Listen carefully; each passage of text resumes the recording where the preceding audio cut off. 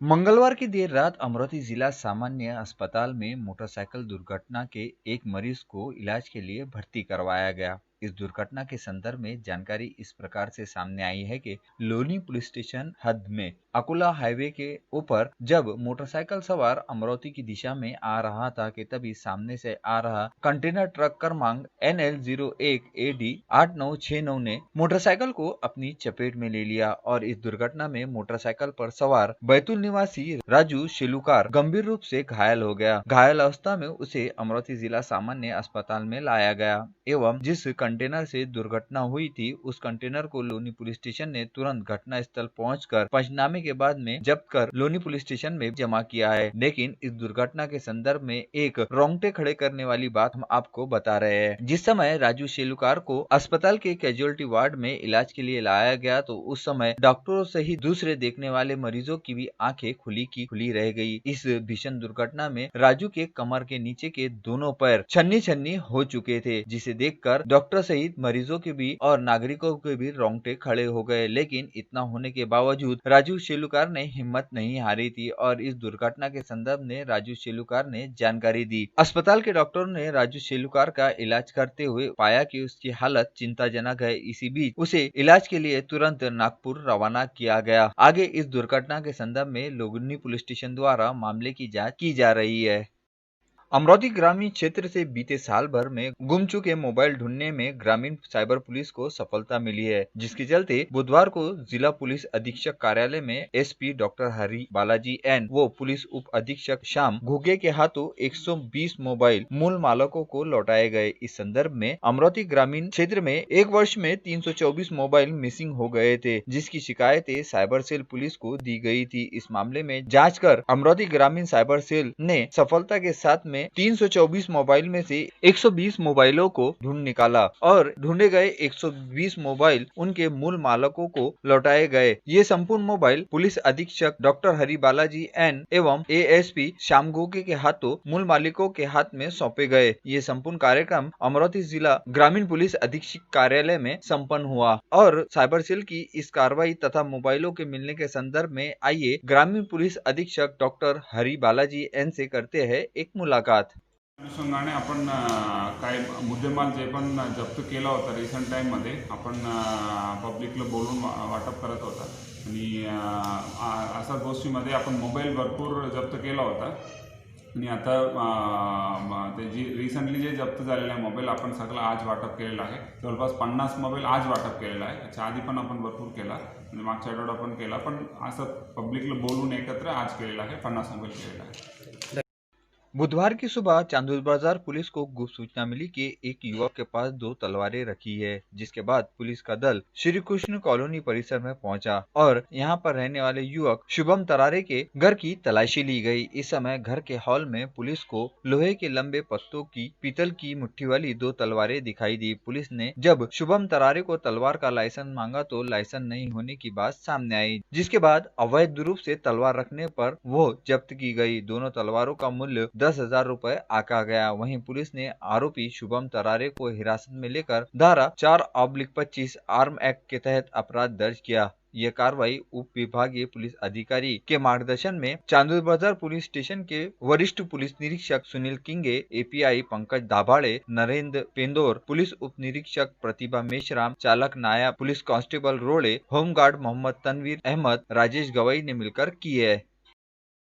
अमरोही मुस्लिम बोल क्षेत्र में शिक्षा की सबसे पुरानी उर्दू सैफिया स्कूल जो कि अब जूनियर कॉलेज तक पहुंच चुकी है। इसी स्कूल से शिक्षा ग्रहण करने वाले विद्यार्थी आगे चलकर IPS, इंजीनियर, डॉक्टर आदि उच्च शिक्षा प्राप्त कर चुके हैं और इस स्कूल के संस्थापक अध्यक्ष हाजी अनवर खान बिल्डर, हाजी मुश्ताक खान बिल्डर एवं प्रिंसिपल इरफान खान ने बच्चों को खेलों से जोड़ने के लिए स्कूल के मैदान में आधुनिक skating ground, hockey skating ground, basketball ground, के साथ क्रिकेट की पिच भी बनाई है। इन सभी के उद्घाटन के लिए मंगलवार की शाम 5 बजे स्कूल में एक भव्य कार्यक्रम का आयोजन किया गया था। इस कार्यक्रम में अध्यक्ष हाजी अनवर खान बिल्डर थे और इन्होंने ग्राउंड का शुभारंभ रिबन काटकर किया। इस समय मंच पर मान्यवरों के साथ में स्कूल के शिक्षकों ने उनका और दूसरे प्रमुख अतिथियों का भी स्वागत किया। आपको बता दें कि अमरोती शहर की Saifiya Urdu high school and junior college एकमात्र ऐसी संस्था बन चुकी है जहां पर अत्याधुनिक खेलों की सामग्री उपलब्ध हो चुकी है। इतना ही नहीं तो अमरोती जिले की एकमात्र उर्दू माध्यम की ये स्कूल है जहां पर क्रिकेट की पिच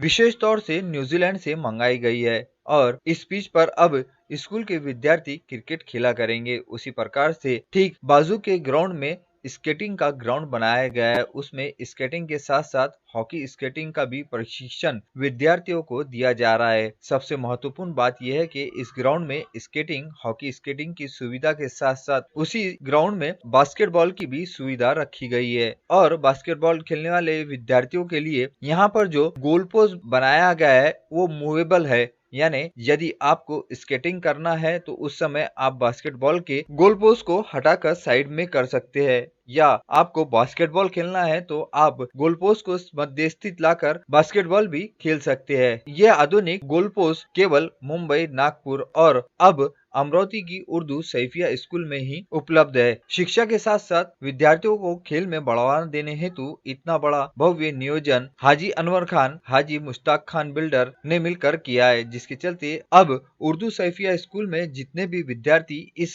सभी खेलों से जुड़कर खेल रहे हैं उनका कहीं ना कहीं आगे भविष्य अवश्य सुधरेगा और इन सभी खेलों के लिए विशेष तौर से प्रशिक्षण के लिए शिक्षक भी नियुक्त किए गए हैं जो बच्चों को इस सभी की विशेष ट्रेनिंग दे रहे हैं। और Urdu Saifi jubilee high school and junior college के प्रिंसिपल इरफान खान से जानते हैं उनकी प्रतिक्रिया। आज हम यहाँ Urdu Saifi jubilee high school और जूनियर कॉलेज में मौजूद है। ये हमारे लिए बड़ी खुशी का मौका है कि इस स्कूल में आज एक बहुत बड़ा इवेंट हमने शुरू किया है जिसको तमाम दुनिया और अमरोती शहर बास्केटबॉल के नाम से जानता है। आज यहाँ पर इस प्रोग्राम में शहर की मशहूर और मारूफ शख्सियत जनाब अलहाज अनवर खान साहब बिल्डर, जो हमारे इस इदारे के प्रेसिडेंट और सदर भी हैं, वो भी यहाँ मौजूद थे।